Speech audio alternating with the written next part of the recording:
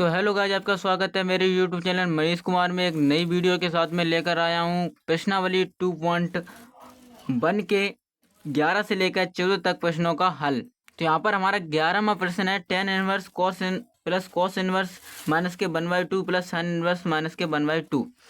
तो यहाँ पर tan इनवर्स tan की टेबल में 1/45 अंश का मान होता है, तो tan 45 अंश प्लस cos इनवर्स, यहाँ पर हम चतुर्थांश की सहायता से cos इनवर्स π/3 ये 60 अंश का मान होता है, और साइन प्लस साइन यहाँ पर माइनस चिन्ह को ले लिया मैंने बाहर ये वाला, और साइन इनवर्स और साइन π/6 ये 30 अंश का होता है। तो यहाँ पर 10 से 10 कट के यहाँ पर आ जाएगा π/4, और प्लस ये cos से cos कट कर यहाँ पर क्या आ जाएगा पाई माइनस π/3, और प्लस ये साइन से साइन जाएगा तो यहाँ पर क्या बचेगा प्लस नहीं माइनस का बचेगा, यहाँ पर माइनस के π/6, याद रखना ये माइनस का है, बराबर यहाँ पर एलसीएम कितना हो जाएगा 12 ही होगा ना। यहाँ पर कितना आएगा 3 पाई प्लस के 12 पाई, और यहाँ पर हो जाएगा माइनस के 4 पाई और माइनस के 2 पाई।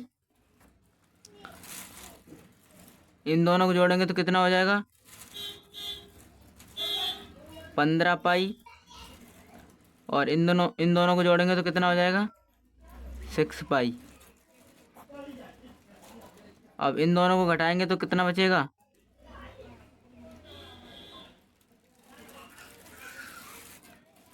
इन दोनों को घटाने के बाद मेरा बचेगा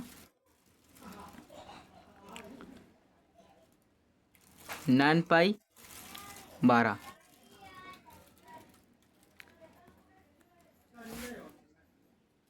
ये काटेंगे 3 पाई/4, ये हो जाएगा आंसर। अब चलते हैं अगले क्वेश्चन के पास। ये है हमारा 12वां प्रश्न।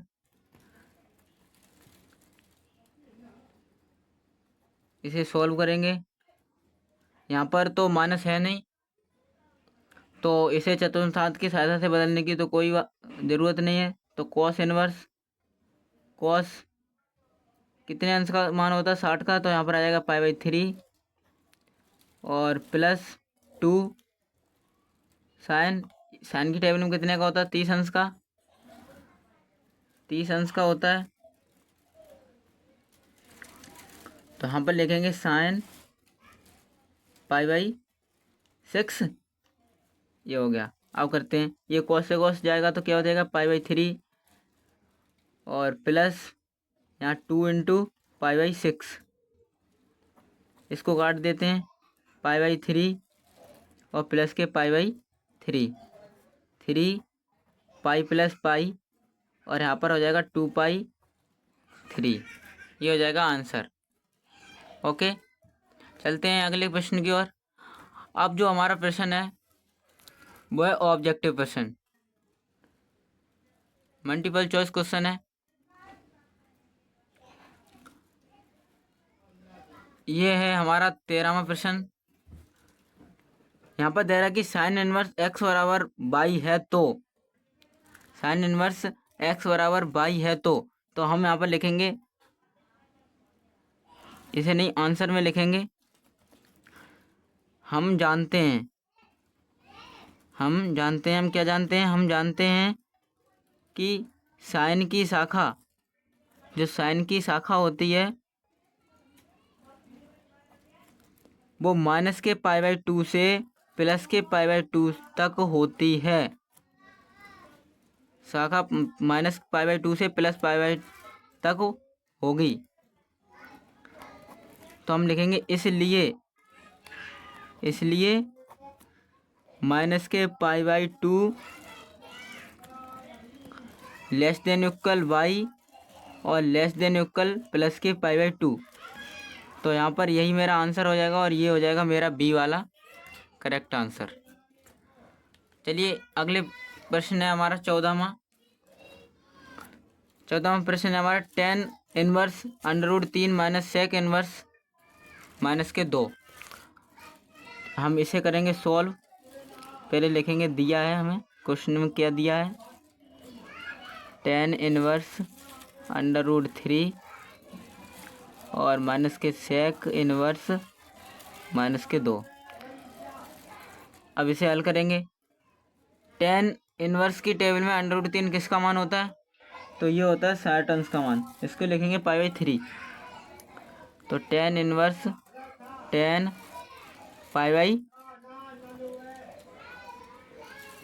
π/3 हो जाएगा। तो यहाँ पर, और ये कितने अंश का मान होता है,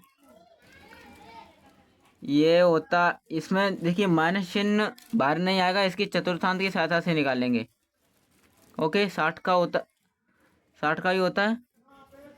तो सेक इनवर्स यहाँ पर हो जाएगा सेक क्या होगा, कर लेते हैं थोड़ा, सेक छोड़ो, ये थोड़ा सा मिस्टेक होगी, पाई माइनस और सेक π/3। यहाँ पर होगा क्या, थोड़ा ऊपर की ओर,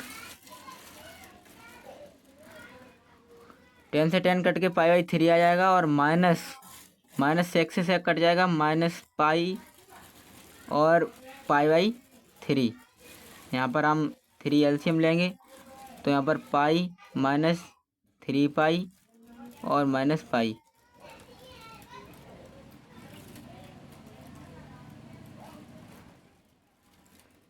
तो हम जोड़ेंगे इसे, चलिए इधर करते हैं, पाई माइनस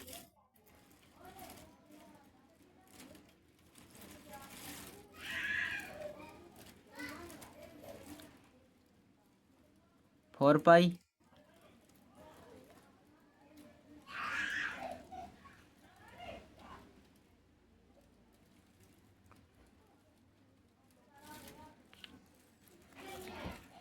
कहीं मिस्टेक हुआ क्या, देखो कहीं मिस्टेक हुआ है, सेक इनवर्स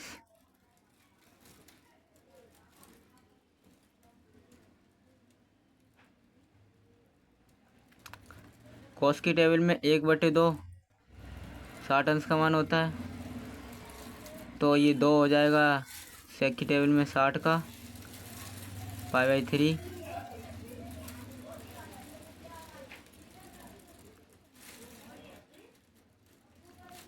3 हो जाएगा।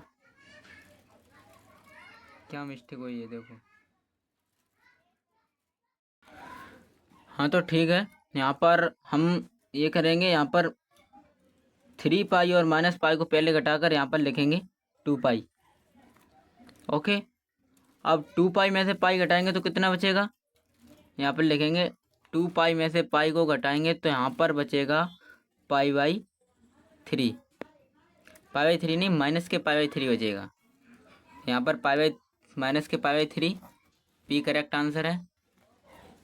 आपको वीडियो कैसी लगी है कमेंट बॉक्स में ज़रूर बताएं।